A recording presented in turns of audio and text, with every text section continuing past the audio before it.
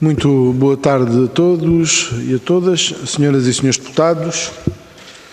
Cumprimentar também o Dr. Walter Bruno Ribeiro Fonseca, coordenador da Comissão Técnica de Vacinação. Uma breve explicação sobre as regras de funcionamento desta comissão em audição. Iniciaremos com um período de 8 minutos, onde o Sr. Doutor terá a possibilidade de explanar o conjunto que tiver por conveniente de afirmações relativamente ao objeto desta comissão. Haverá, subsequentemente, uma primeira ronda onde os grupos parlamentares colocarão as questões que tiverem por convenientes, num período de 4 minutos. Posta esta primeira ronda de intervenções e de questões colocadas, haverá um período de 12 minutos para o Sr. Doutor responder. Haverá uma segunda ronda, onde os grupos parlamentares têm a possibilidade de formular novamente questões por um período de 2 minutos cada, e haverá um período de resposta a este segundo conjunto de questões de 6 minutos. Sem mais delongas e havendo quórum, passava a palavra ao Dr. Walter Fonseca, a quem aproveito para cumprimentar de uma forma especial, e obrigado pela sua disponibilidade para estar hoje aqui com a 16ª Comissão, a quem daria a palavra para a utilização destes 8 minutos iniciais. Sr. Doutor, por favor, a palavra é sua.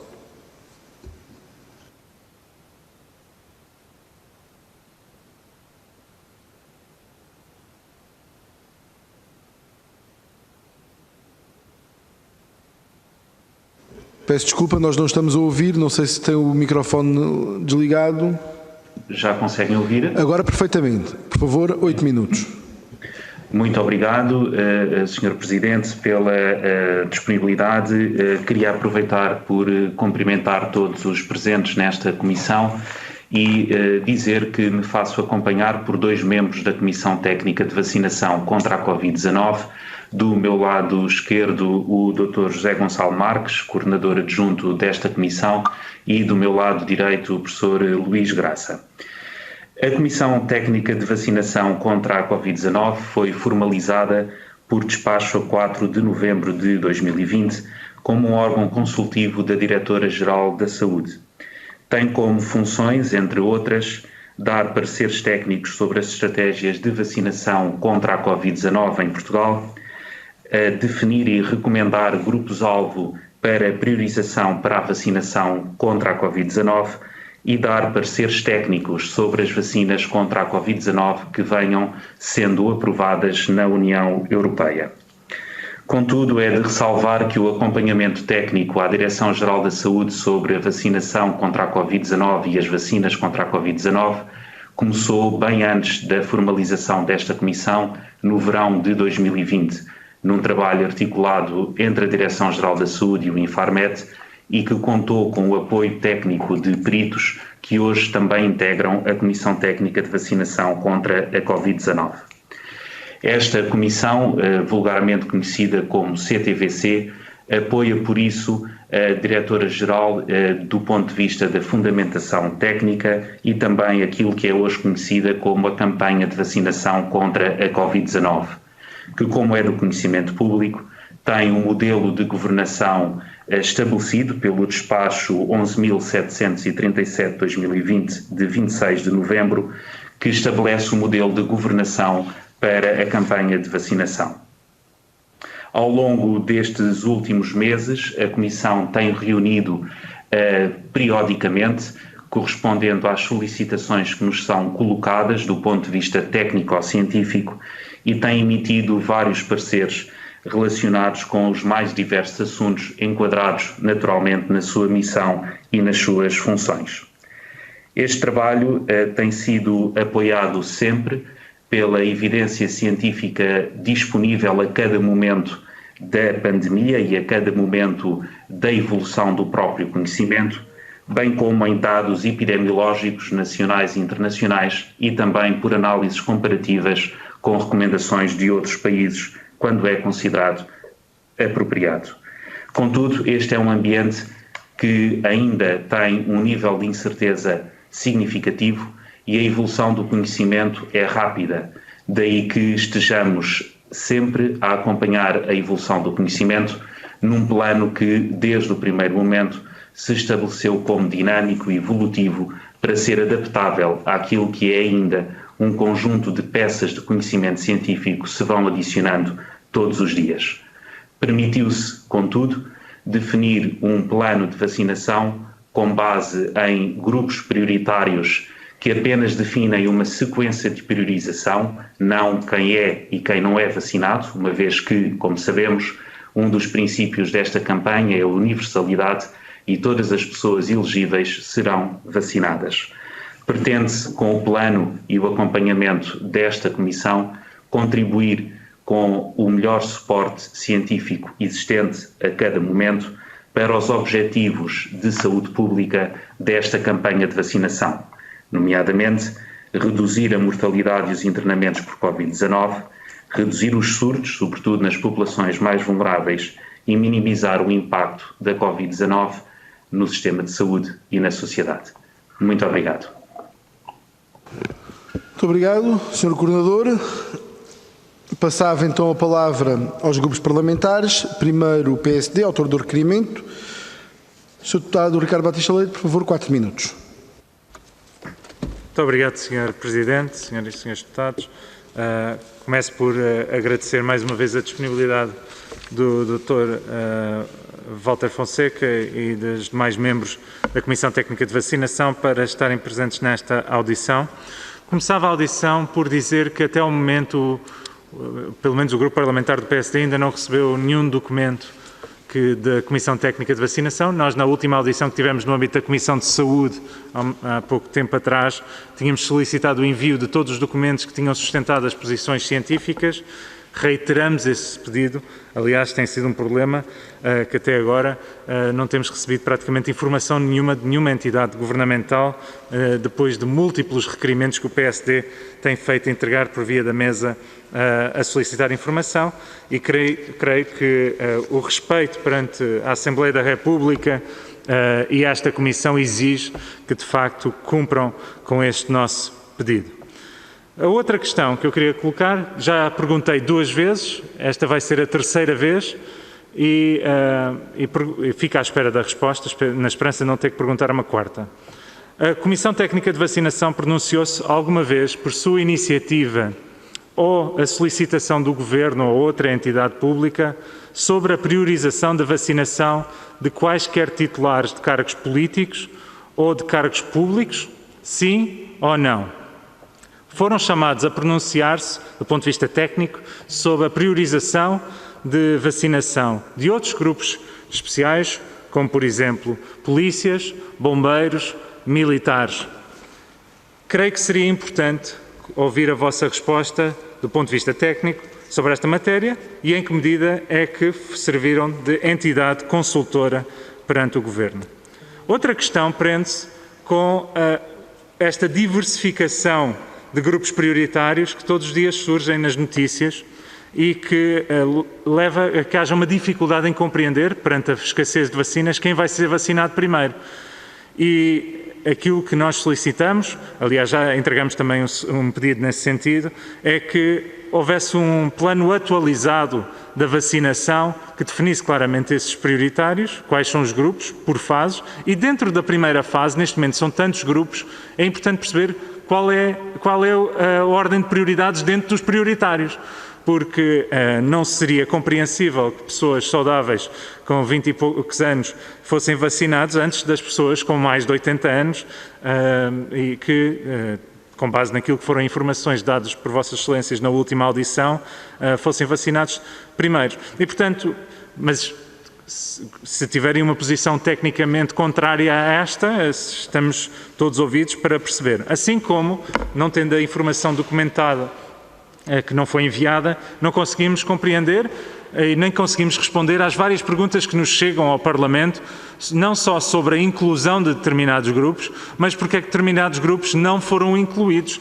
E aqui é uma questão objetiva em que nós não conseguimos responder porque é que, por exemplo, doentes com doença oncológica, portanto, doença oncológica ativa, que foi assim que designaram, se encontram em fase 2, pessoas com mais de 50 anos, mas pessoas com neoplasia maligna ativa com 49 anos já não são de fase 2, porque é que não são fase 1, porque é que outros grupos, ainda hoje a Ordem dos Médicos falava que os doentes com esquizofrenia deveriam ser incorporados. No fundo, quais foram os grupos que consideraram, quais é que incluíram, quais é que excluíram e o que é que sustentou esse conjunto de posições? E para já ficava por aqui. Muito obrigado, Sr. Presidente. Muito obrigado, Sr. Deputado. Passaria a palavra ao Grupo Parlamentar do PS, Sra. Deputada Telma Guerreiro, que se encontra online. Sra. Deputada, por favor, está-nos a ouvir? Estou sim, também me estão a ouvir a mim? Muito obrigado. 4 minutos, por favor. Ok, muito obrigada, Sr. Presidente. Senhoras Deputadas e Senhores Deputados, cumprimento-vos, cumprimento também o Dr. Walter Fonseca e, em si, cumprimento toda a sua equipa. A vossa missão é de extrema delicadeza e importância. Preferem recomendações e pareceres sobre matéria sensível, num tempo em que o mundo entrou numa espiral de dúvidas e incertezas. Lidar com estas incertezas leva a que cada decisão tenha uma dose de dúvida extraordinária sobre o que é ser prudente.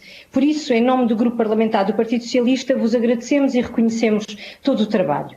Ainda assim, no meio das dúvidas e das incertezas, uma coisa sabemos: ao final de um ano, perante uma grave ameaça, o país e as instituições estão a resistir. Por certo, não se fez tudo o que se podia ter feito, porque nem sempre foi possível saber o que fazer perante o desconhecido. Este campo do desconhecido combate-se com confiança e é importante que ela se construa com base no sentido das palavras adaptação, transparência e conjunto. A adaptação de todas as respostas a cada novo sinal, a transparência na decisão e na comunicação, a importância do conjunto no combate à pandemia, em que todos somos importantes nesta missão. É com este sentido de responsabilidade que o Grupo Parlamentar do Partido Socialista encara estes momentos e, por isso, reforçamos as mensagens que já aqui foram deixadas, que são claras e que também na audição da Comissão de Saúde, em que a Comissão Técnica de Vacinação também esteve, deixou claro. Os critérios que estão na base das recomendações são a evidência científica, os dados epidemiológicos, a ética, a universabilidade, a equidade e o maior interesse de saúde pública. Ficou claro que a base da decisão está no foco de salvar vidas e assim agir sobre o maior risco e sobre a maior vulnerabilidade. Também ficou claro que o Governo tem seguido as recomendações da Comissão Técnica de Vacinação, que o plano de vacinação tem que ser dinâmico e a revisão de critérios tem que ser compreendida face aos tempos da imprevisibilidade que vivemos. E nesta imprevisibilidade temos muitos fatores e sabemos que um dos maiores até agora tem sido a escassez de vacinas, uma vez que a eficácia e os efeitos secundários das mesmas cada vez nos oferecem mais segurança. Mas como o contexto ainda é de dúvidas e de incertezas, como aqui já foi referido, gostaria de deixar algumas dúvidas até que nos vêm chegando por várias vozes e que temos aqui a oportunidade de ver explicitadas. Tivemos uma audiência no âmbito desta comissão com a plataforma de Saúde em Diálogo, à qual nos comprometemos dar voz. Referem nesta audiência que no Reino Unido a vacinação tem por base várias doenças que apresentam risco à Covid-19 e que não há uma correlação com a idade. Dizem que tem sido um sucesso e perguntam porquê que em Portugal não é assim também. Deixo esta questão, que é dar voz a quem já a pediu. Nesta sequência, temos escutado muitos outros grupos que defendem a importância da sua priorização. Os cuidadores informais, as pessoas obesas, as pessoas com doença mental que não frequentam instituições, ainda hoje, como aqui já foi referido, a Ordem dos Médicos vem dizer e apelar à priorização das pessoas com esquizofrenia. E temos escutado, e ao escutar estas pessoas, sentimos que todas têm razão. E, portanto, é importante nesta divisão de subgrupos compreendermos, e estamos aqui para compreender, como estão a estudar estas situações e como pretendem, enfim, fazer face a elas. Também referir que numa reunião recente com a Unidade Local de Saúde do Litoral Alentejano, foi-nos reportado que alguns dos idosos não estavam a aceitar bem a vacina AstraZeneca, por causa das dúvidas relacionadas com a eficácia desta vacina a pessoas com mais de 65 anos. No dia 1 de março tivemos notícias, na Escócia, um estudo garante a eficácia desta vacina em pessoas maiores de 65 anos. Pedia que comentassem no sentido daquilo que temos vindo a reforçar, da importância desta confiança sobre as vacinas, que comentassem estas situações, porque é importante que as pessoas não tenham receio desta vacina, ou devem ter. Enfim, deixo a dúvida para nos esclarecerem. E, para terminar... Para concluir, Sra. Deputada... Vou já terminar, Sr. Presidente, muito obrigada.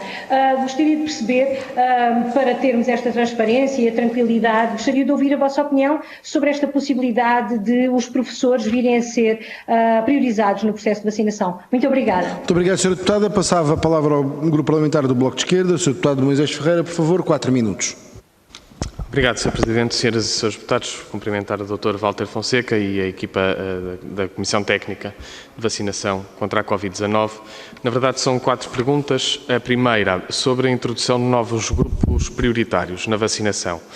A doutora Graça Freitas, recentemente, por ocasião da introdução de pessoas com trissomia 21 como grupo prioritário, disse que o plano tem uma espinha dorsal, que é respeitada, mas depois vai sofrendo ajustamentos em função dos grupos que precisem de ser vacinados numa determinada fase. Citei a afirmação da doutora Graça Fonseca.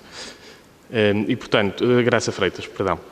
E, portanto, aquilo que começava por perguntar era se, para além desta inclusão nos grupos prioritários de pessoas com trissomia 21, se estão neste momento a avaliar outros grupos ou pessoas com outras patologias para serem incluídos. Por exemplo, outros grupos, cuidadores de crianças imunossuprimidas ou cuidadores informais de pessoas especialmente vulneráveis. Está a ser avaliada a inclusão deste grupo como prioritário.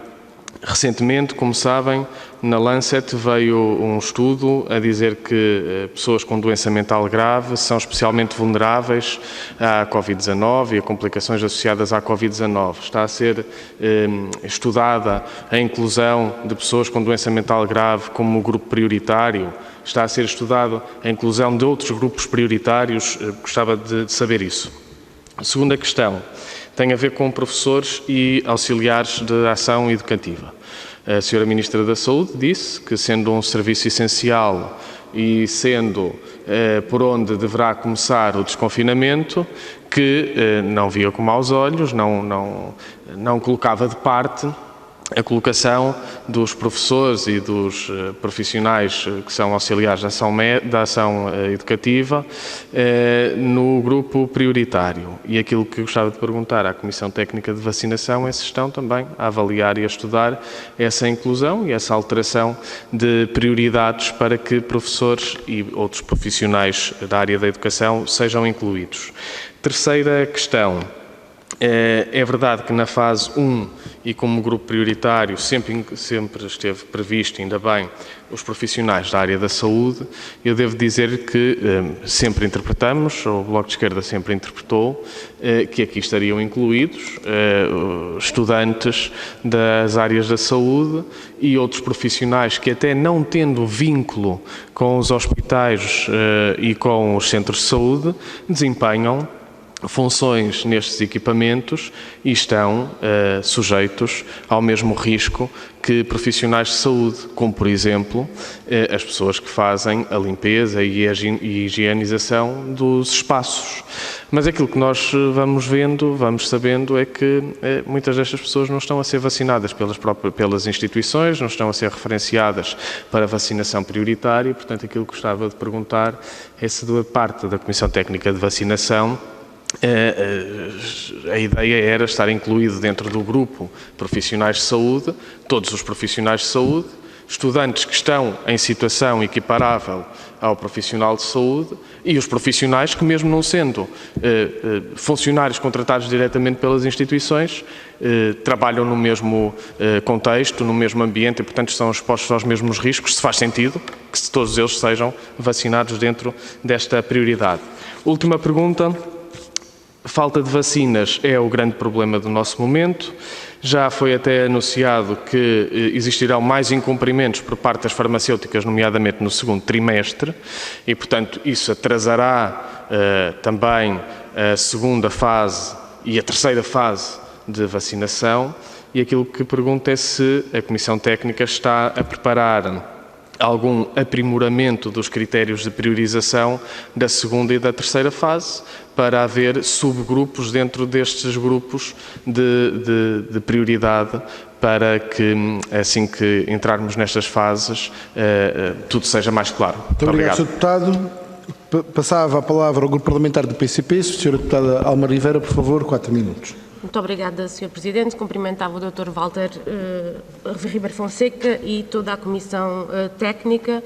As questões que lhe traziam têm a ver com, que lhe trazíamos têm a ver com o facto de já ter-se avançado no processo de vacinação ao nível dos serviços essenciais e gostaríamos de aproveitar a ocasião para haver uma maior explicitação de como é feita a definição e o planeamento da vacinação para estes grupos. E nesse sentido gostaríamos de perguntar se está a ser considerada a vacinação a breve trecho de professores e trabalhadores das escolas, trabalhadores de entidades sociais que asseguram apoio domiciliário, assim como de equipamentos de acolhimento, por exemplo, de crianças e jovens em medidas tutelares e educativas, demais trabalhadores de serviços essenciais, transportes, comércio, setor da alimentação, de pequenas e grandes superfícies, resíduos, higiene urbana, entre outros. Perguntar ainda se houve consideração ou se está a haver ponderação da vacinação dos trabalhadores e utentes dos centros de atividades ocupacionais.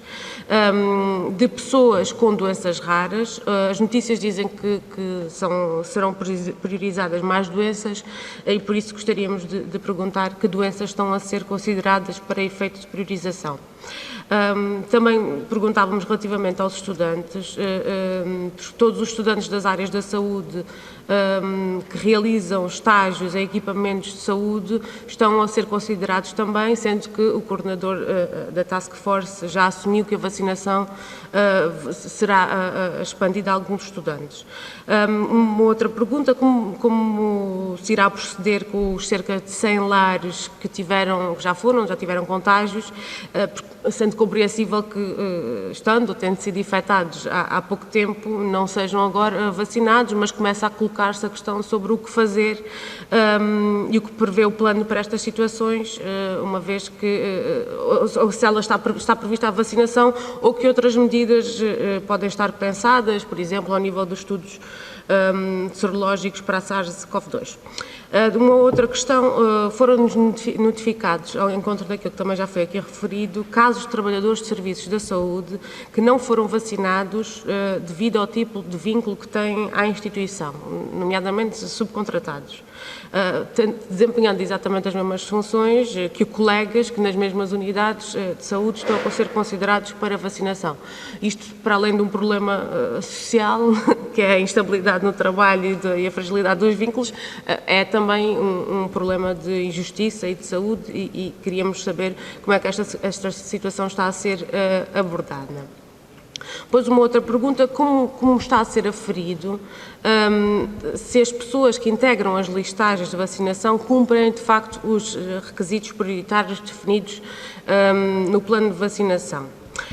Ainda uma outra questão, se tiver a oportunidade de responder, tendo em conta que as doses das vacinas por frasco foram agora alteradas pela Agência Europeia a pedido das empresas e num dos casos passou de 5 para 6 doses e sendo certo que, tanto quanto julgamos saber, tem sido muito heterogénea a capacidade dos serviços de saúde para atingirem esse número, o que penaliza não só a performance do plano, mas onera também o preço das vacinas em 20%, calcula-se. O que é que a DGS pretende fazer no sentido de identificar os fatores que possam determinar esta situação e, consequentemente, irá propor medidas para a sua resolução. E, por fim, não posso deixar de referir que o grande problema aqui é a carência de vacinas e há a necessidade de acelerar a vacinação para proteger vidas, combater esta epidemia e, por isso, defendemos e não podemos deixar de aproveitar este momento para colocar em cima da mesa a necessidade da diversificação de aquisição de vacinas para podermos, de facto, avançar neste plano de vacinação. Obrigada. Muito obrigado, Sra. Deputada. Passava a palavra ao Grupo Parlamentar do CDS-PP. Sra. Deputada Ana Rita Bessa, por favor. Muito obrigada, Sr. Presidente. Cumprimento o Dr. Walter Fonseca. desde a última vez que cá esteve, que foi ainda esta semana, e a restante Comissão Técnica de Vacinação enfim, talvez tentasse sistematizar ideias nos seguintes termos. O Sr. Vice-Almirante, coordenador da Task Force, que também esteve cá na Comissão recentemente, explicou que provavelmente vai ser necessário fazer uma atualização do plano de vacinação, que não é para ser atualizado recorrentemente, mas que nesta fase provavelmente se justifica, tendo em conta, por um lado, haver menos vacinas do que estava previsto para o primeiro trimestre, as limitações que a vacina da AstraZeneca à data mantém quanto às faixas etárias e à eficácia correspondente e, por outro lado, ao conjunto de alterações aos grupos prioritários identificados para a fase 1 que têm vindo sucessivamente a ocorrer. E disso são exemplos, eu tenho aqui vários exemplos que de resto já foram falados. E o ponto talvez mais importante seja este. O que nos foi dito no início foi que esta Comissão Técnica de Vacinação integrava a Task Force de Vacinação para dar o respaldo científico à identificação dos grupos prioritários, que isso correspondia a um critério científico e não a uma espécie de uma força, de uma conjugação de forças sobre quais são os grupos que conseguem encontrar maior capacidade de fazer valer, todos eles de forma muito válida, mas de fazer valer a sua prioridade. E, portanto, a questão é, ao final deste tempo, de alguns meses, o que é que aconteceu? As pessoas com mais de 80 anos já passaram a estar incluídas, e parece-me que ainda bem, mas não eram inicialmente constantes da primeira fase, pelo menos nos termos em que é agora. Os profissionais de saúde, por exemplo, do setor privado, ou com contratos de prestação de serviço, de facto, apesar de serem profissionais de saúde e apesar de integrarem a primeira fase, é um grupo que ainda não está completo no processo de vacinação. Os estudantes que se encontram a trabalhar em hospitais, estudantes de medicina, estudantes de enfermagem, que também não era suposto integrarem a fase de vacinação, foi-nos dito pelo Sr. Vice-Almirante que sim, e ainda bem, passariam a integrar a primeira fase de vacinação. Os titulares de cargos públicos também não integravam a primeira fase e, entretanto, passaram a integrar, pelo menos parcialmente, a primeira fase de vacinação. Isto daquilo que nós já conhecemos. Entretanto, depois, a Sra. Ministra, ainda há pouco tempo, também disse que, afinal, professores e não docentes também eram prioritários para a vacinação e são grupos muito alargados. Estamos aqui a falar de um conjunto muito significativo de pessoas. Mas podemos falar de outros, não é? Por exemplo, os utentes dos centros de dia e os profissionais dos centros de dia também entendem, com alguma legitimidade face a estes alargamentos, que também, para se poder abrir essas infraestruturas e nas faixas etárias das quais se ocupam, então também seria um grupo prioritário. Da mesma maneira, os cuidadores informais, que são uma extensão dos cuidados, uma extensão, para não dizer às vezes a primeira resposta, de cuidados continuados integrados e que também são um grupo muito significativo, também dizem que pelo menos os primeiros da segunda fase de vacinação, porque se eles falharem, as pessoas a seu cargo também não terão outra solução. Portanto, a minha questão é, ou o critério é científico, e eu gostava que aqui nos explicassem qual é o critério científico que preside a estas alterações que, entretanto, têm ocorrido, para nós podermos ter aqui um consenso, ou o critério deixou de ser científico, alguns no caminho, passou a ser também muito legitimamente um critério político, mas então mais vale assumir que é um critério político e então temos uma conversa um bocadinho diferente. Pronto, e para mim este é o ponto central da discussão ao dia de hoje sobre afinal quais é que são os grupos prioritários. E portanto a minha pergunta resume-se a isto, não é? Eu vejo muitos grupos com muita legitimidade para argumentarem que têm precedência, vejo que isso vai criar, que era expectável, vai criar todo o tipo de injustiças relativas. Se deixarmos de ter um critério científico, como é que as vamos gerir? Muito obrigada. Muito obrigado, Sra. Deputada. Passava a palavra ao Grupo Parlamentar do PAN, também se encontra online. Sra. Deputada Biana Cunha, por favor. Muito obrigada, Sr. Presidente. Muito obrigado. 4 minutos, por favor. Desde já. Cumprimentar as senhoras e os senhores deputados e cumprimentar o Dr. Walter e a sua equipa, agradecendo-lhe a disponibilidade para nos prestar os devidos esclarecimentos. Sobre nós temos alguns pedidos de esclarecimento, vou procurar ser breve e sucinta em cada um deles. De facto, no que se tem passado, no que diz respeito àquilo que é a constituição dos grupos prioritários, nós sempre defendemos que o plano teria que ser um plano dinâmico, ajustável e que fosse flexível o suficiente para ser capaz de se adaptar àquelas que fossem as necessidades evidentes de constituir grupos prioritários ou subgrupos e que porventura tenham ficado de fora naquelas que foram as primeiras versões deste mesmo plano. E nesse sentido, um dos aspectos que o PAN sempre alertou foi para o facto de, se as escolas estavam a funcionar presencialmente e evidentemente voltarão a funcionar presencialmente, era fundamental que os docentes e os não docentes pudessem ser integrados nos grupos prioritários de vacinação, como acontece aliás em vários países que seguem a recomendação da Unesco. E nesse sentido demos entrada recentemente uma recomendação ao Governo para elaborar um plano integrado de preparação atempada do regresso aos contextos escolares, onde consta, entre vários, esta mesma recomendação. E sobre isso gostaríamos de saber, porque tanto o Sr. Almirante, quando tivemos a oportunidade de o ouvir aqui, nos respondeu que considerava, obviamente, pertinente e que iria dar o seu seguimento a este assunto, e também a Sra. Ministra da Saúde já veio dizer que considera ou admite, de facto, vacinar professores na primeira fase ainda. E, portanto, nós gostaríamos de saber se a Comissão Técnica já foi consultada ou se tem algum posicionamento sobre este assunto. Também ainda sobre grupos de pessoas que não têm sido contempladas nesta primeira ou segunda fase. Gostaríamos de perguntar relativamente aos estudantes que estão a realizar estágios em contextos clínicos. Noutros países foram equiparados aos profissionais de saúde.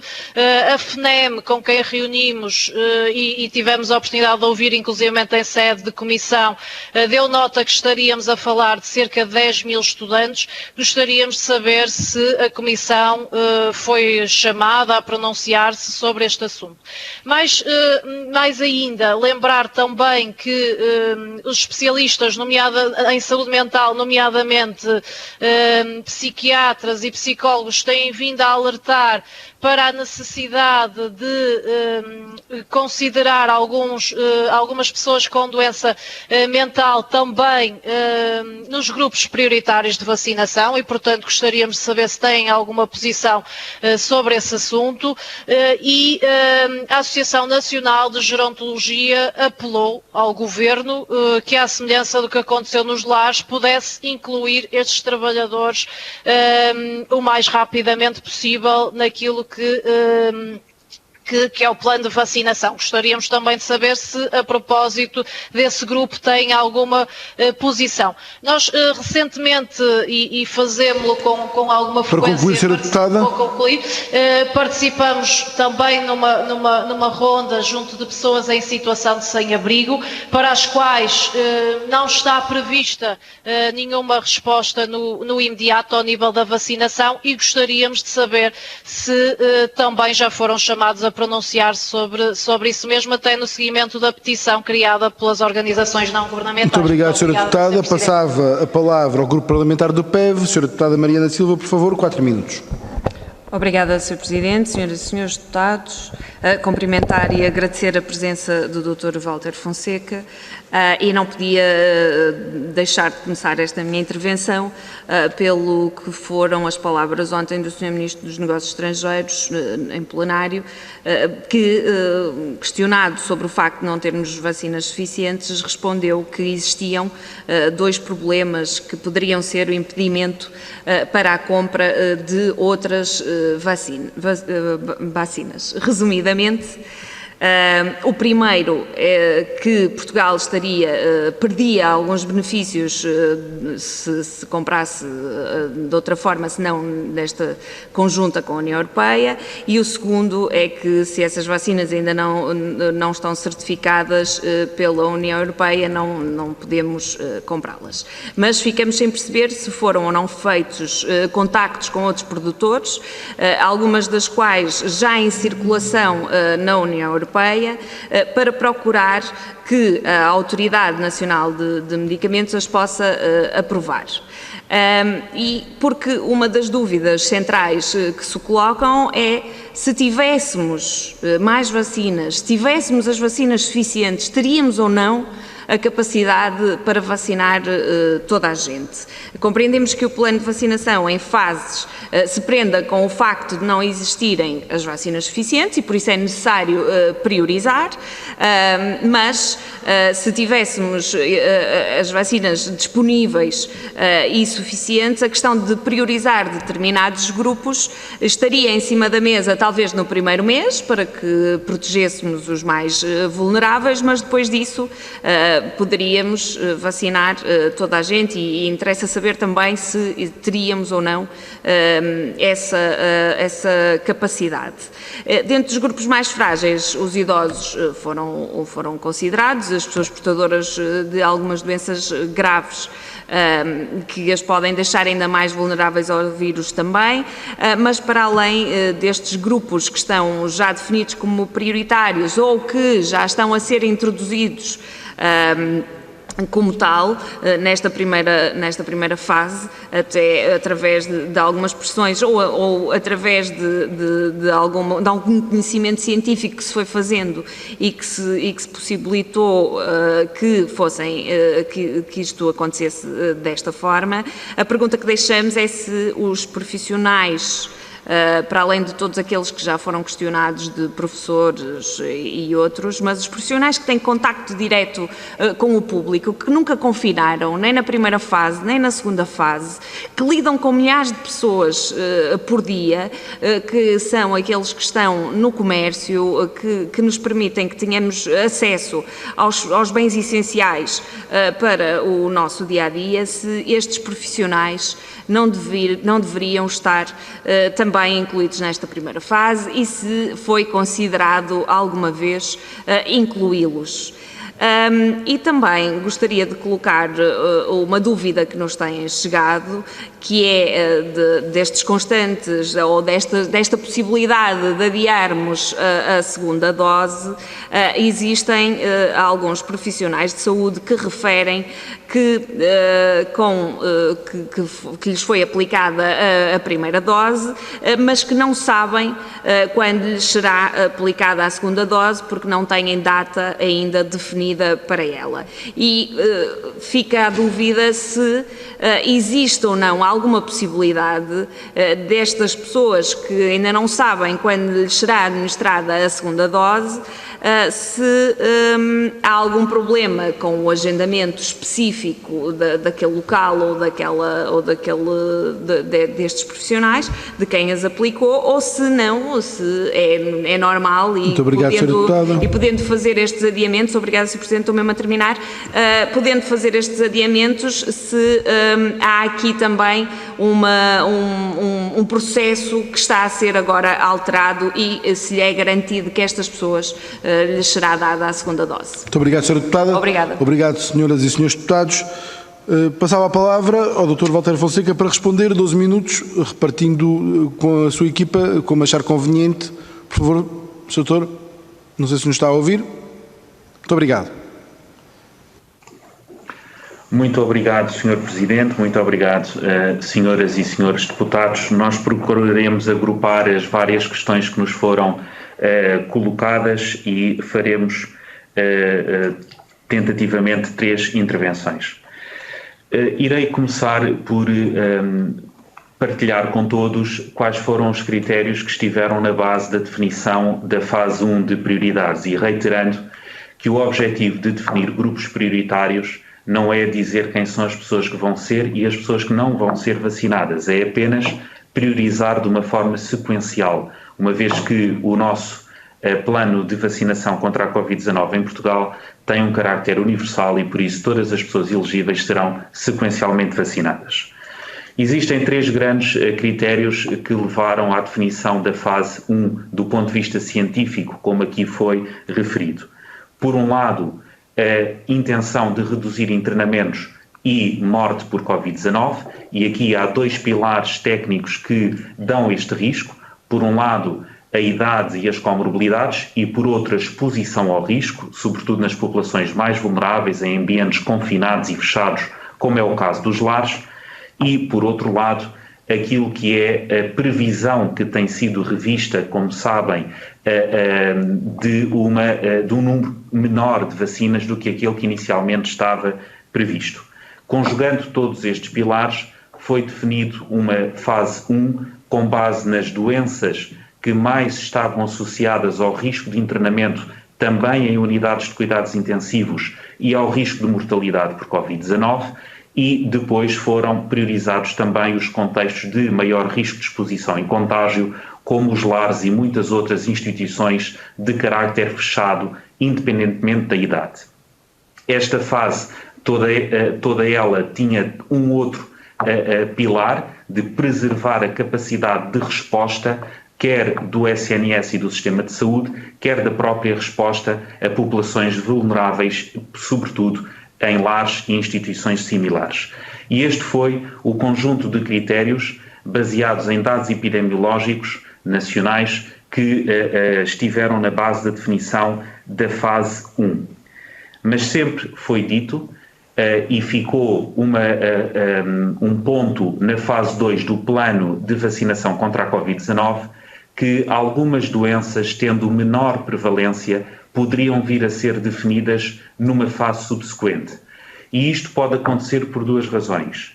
Por um lado, porque de facto, sendo doenças de menor prevalência, é mais difícil encontrá-las nas bases de dados epidemiológicas, mas também porque quando se definiu o plano, as vacinas não estavam ainda aprovadas na União Europeia, o que significa que não era tudo conhecido e algumas doenças que interferem com o sistema imunitário e por isso com a resposta às vacinas, não era seguro nessa altura estarem priorizadas, como é o caso de algumas imunodeficiências, de alguns cancros sob quimioterapia.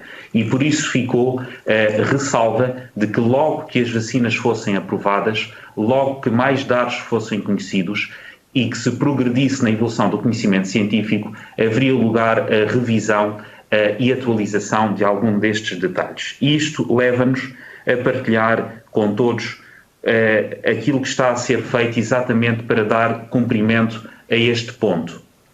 Para a fase 2 estão já a ser definidas várias linhas de ação.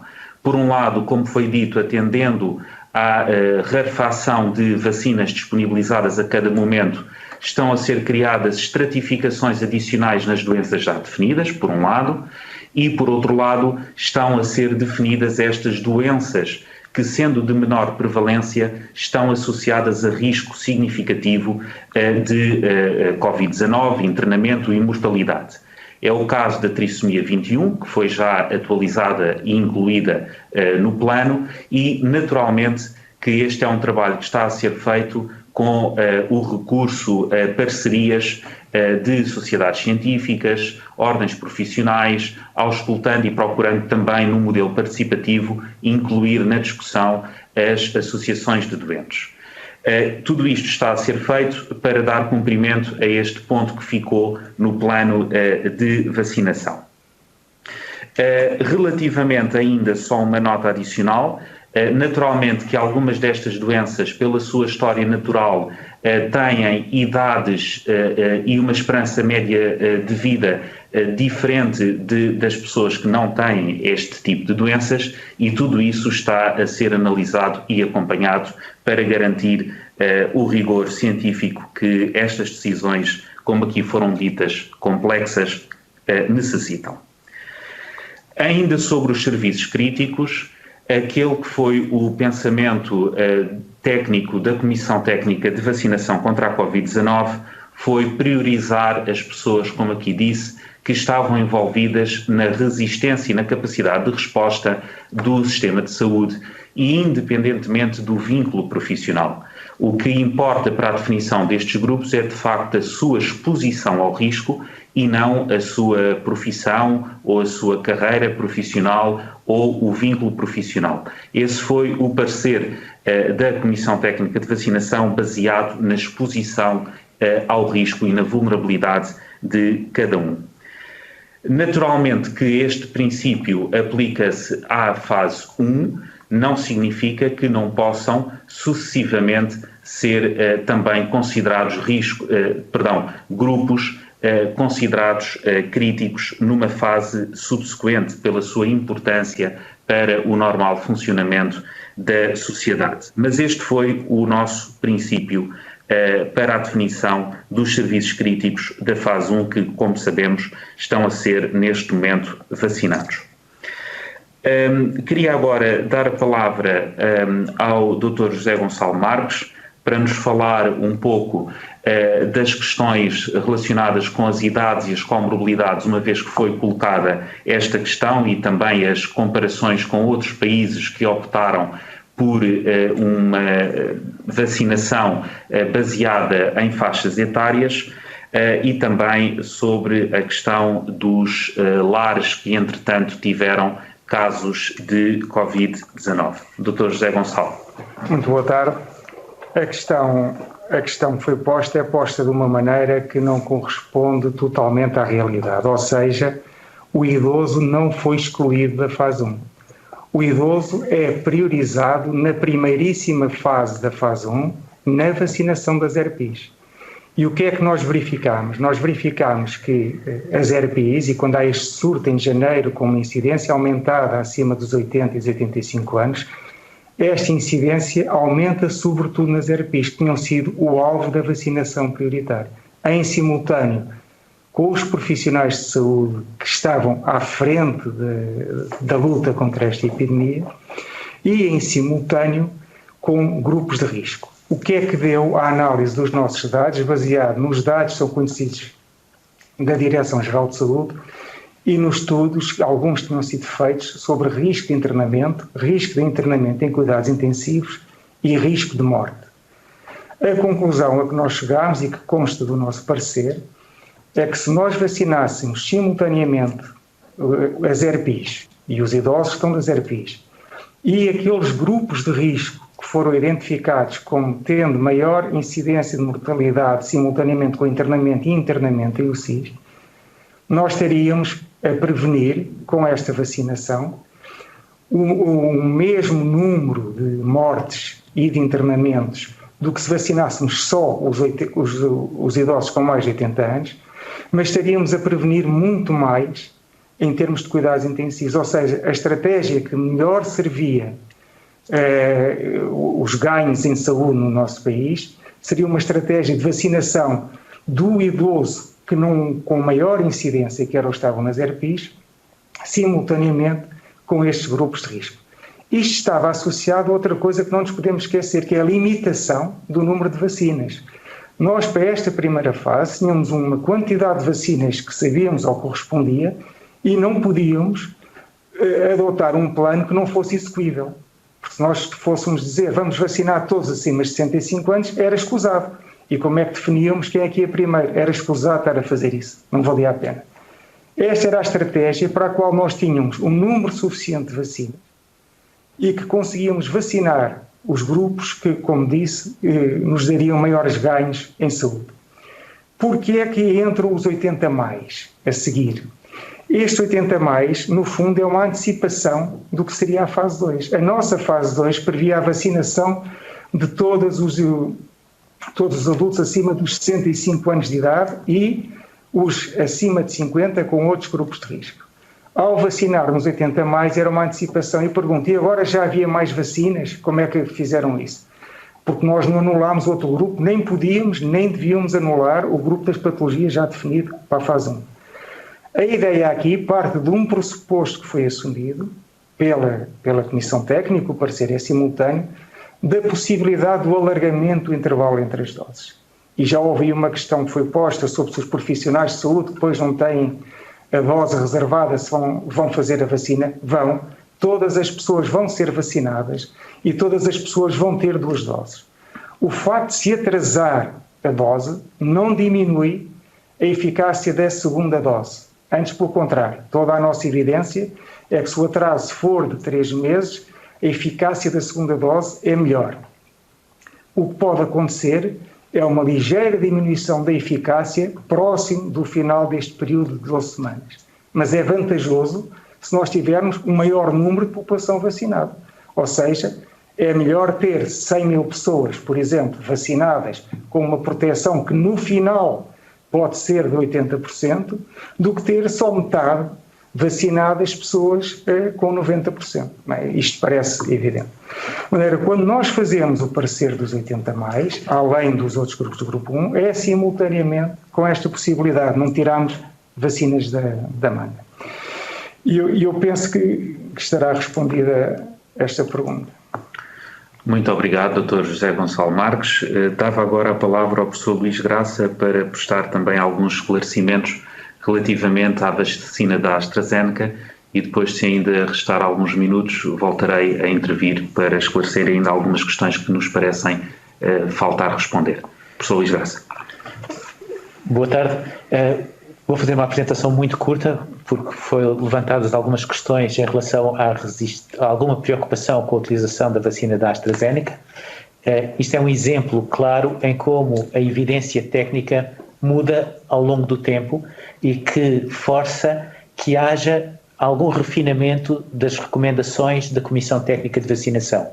E um tempo tão curto como um mês, de há um mês para cá até agora, os dados acumulados em relação a esta vacina já permitem ter uma confiança muito diferente sobre a sua eficácia no mundo real, que até parece ser superior àquela que estava inicialmente prevista nos ensaios clínicos, porque a eficácia na vida real está a ser feita com um intervalo entre doses maior, onde a eficácia é maior do que nos ensaios clínicos que deram origem à autorização desta vacina, que eram com um intervalo mais curto, mas também mostrando que numa população de mais de 65 anos, uma vez que no Reino Unido esta vacina foi administrada principalmente a pessoas com mais de 65 anos e muitas acima dos 80 anos, a proteção foi muito, muito boa.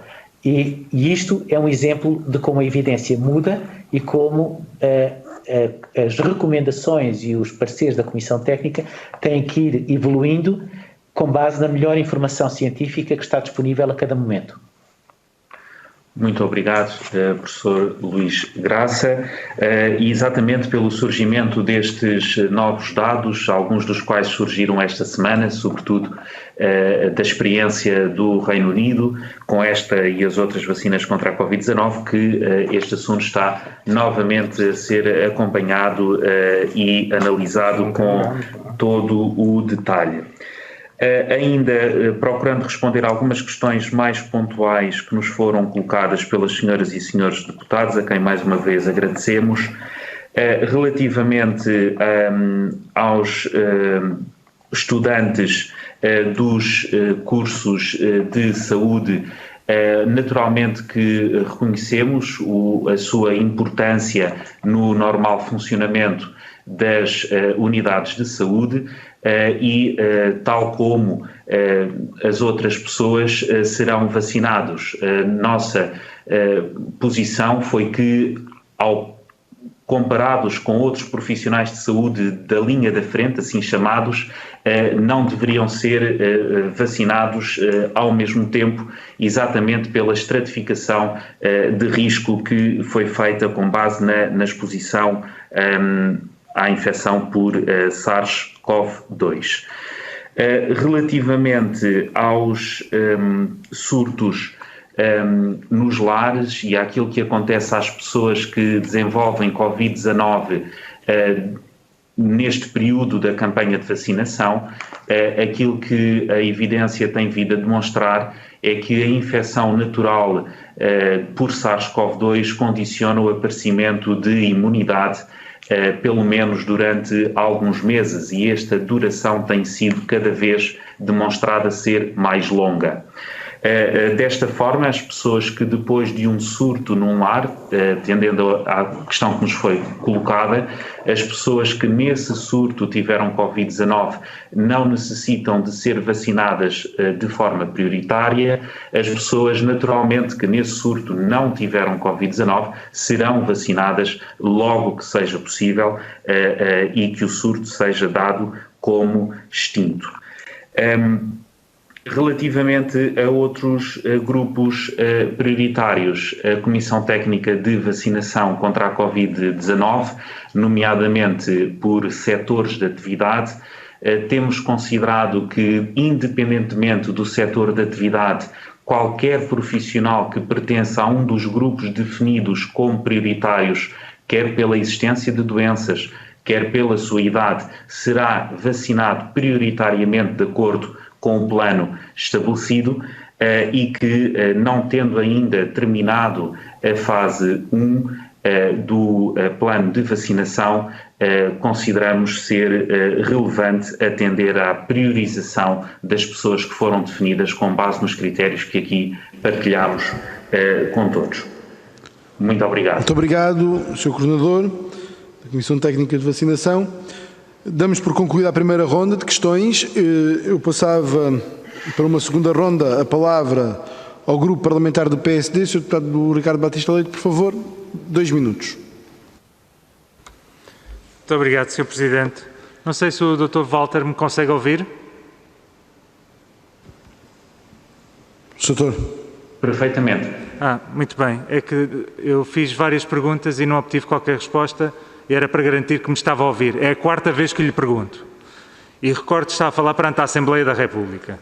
Foi a Comissão Técnica de Vacinação consultada ou tomou a iniciativa de tomar alguma posição sobre a vacinação de titulares de cargos públicos, sim ou não, e com base em que critérios? É que aquilo que acabaram de dizer é que as razões pelas quais decidiram criar grupos prioritários, na perspectiva que todos seremos vacinados, mas uns antes de outros, é a redução de mortes, é o risco de exposição ao vírus e a disponibilidade de vacinas. E em que medida é que este grupo se insere nestes critérios?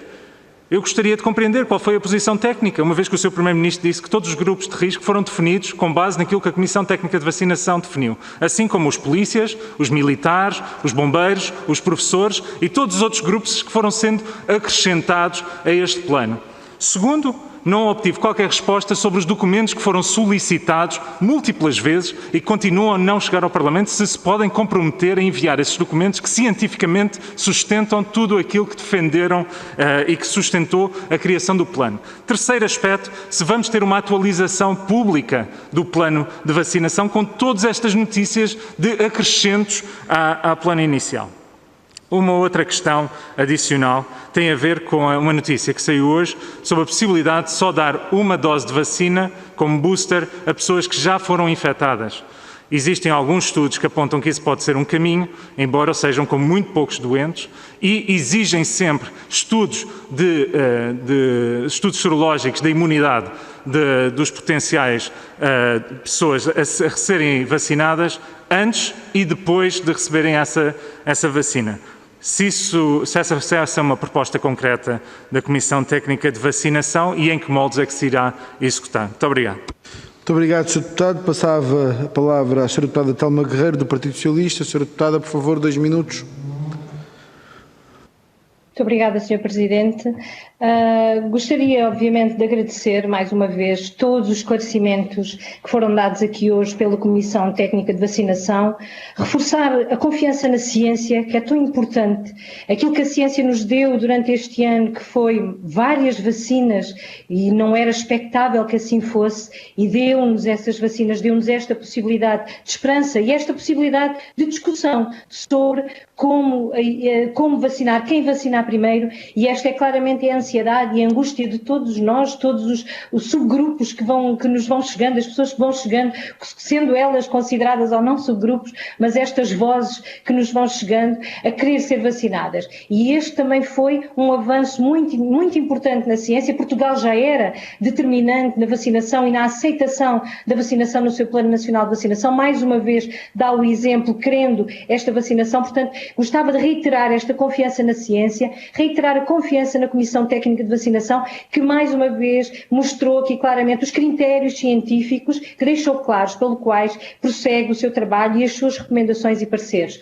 E gostava que deixassem aqui, porque é importante para a confiança e para a transparência deste processo, uma mensagem, a mensagem que nós, enquanto grupos parlamentares, nós, enquanto que temos esta missão de passar também esta mensagem de confiança, gostava que a deixassem a todos os portugueses e portugueses, na certeza de que todos vamos ser vacinados e na certeza também de que mensagem devemos passar a estes grupos que nos vão chegando de alguma forma a reiterar a importância de serem prioritários. É importante que fique bem claro para todos os critérios e a forma como vão tomando estas decisões. Muito obrigada. Muito obrigado. O Grupo Parlamentar do Bloco de Esquerda, Sr. Deputado Moisés Ferreira, 2 minutos, por favor. Muito obrigado, Sr. Presidente. Só voltar a 2 temas. O Dr. Walter Fonseca disse a determinada altura da sua intervenção que o que importa é a exposição ao risco e não propriamente o vínculo profissional ou a profissão. Nós daqui depreendemos então que, por exemplo, profissionais que são contratados por hospitais, centros de saúde, para fazer trabalhos de limpeza, de higiene, das instalações, etc., devem ser incluídos na vacinação, independentemente de serem contratos de trabalhadores em funções públicas ou serem outsourcing ou serem contratados por empresas, através de empresas terceiras. Nós concordamos com essa visão, como é óbvio, porque a exposição ao risco é a mesma que outros trabalhadores com outro vínculo laboral. E por isso também esperamos que tanto a Comissão Técnica como a DGS façam pressão para que as instituições de saúde indiquem e vacinem também estas pessoas que em muitos casos não estão a ser vacinadas e parece-nos que deveriam. Agora, esta mesma frase levanta-nos alguma dúvida sobre o que foi dito pela Sra. Ministra sobre professores e outros profissionais a trabalhar na área da educação, nomeadamente os funcionários das escolas. Porque o que a Sra. Ministra disse foi: os professores e funcionários das escolas serem vacinados na primeira fase é uma decisão que está a ser equacionada, não só em Portugal, como noutros países da União Europeia. Ora, esta frase faz-nos acreditar que a decisão está a ser equacionada em Portugal.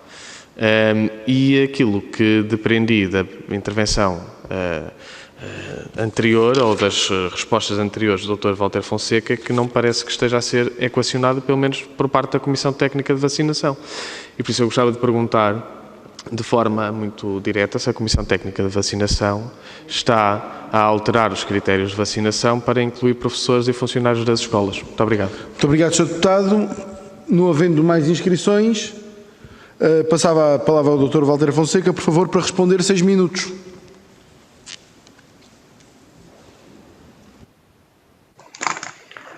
Muito obrigado, Sr. Presidente, senhoras e senhores deputados. Relativamente aos critérios que estão na base da definição dos grupos prioritários, há um critério adicional que dissemos na nossa intervenção inicial, ainda antes das questões, que é a preservação e a minimização do impacto da pandemia no sistema de saúde e também na sociedade em geral. E nessa perspectiva, uma campanha de vacinação tem também este pilar e este objetivo de saúde pública de preservar serviços essenciais.